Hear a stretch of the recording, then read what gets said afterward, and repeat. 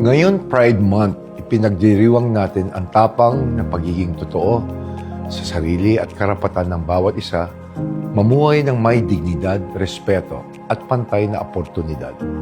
Ano man ang ating pinagmulan, paniniwala o pagkakailanlan, may mga lugar ang bawat isa sa ating lipunan. Walang sino man ang dapat makaranas ng diskriminasyon o pangmamaliit sapagkat sa isang makatarungan at makabagong bansa, ang paggalang sa dignidad ng tao ay hindi pribileyo ng iilan kundi karapatan ng lahat. Equality means ensuring that every person is seen, heard, respected, and given the opportunity to thrive. When people are free to live authentically and contribute their talents without fear or prejudice, our communities become stronger, more compassionate, and more united.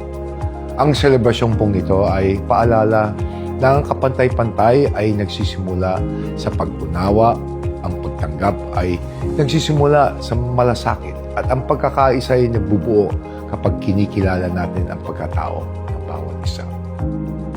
Happy Pride Month po sa ating mga kapatid. Together, let us build a more inclusive, compassionate, and equitable future for all. Maraming salamat po.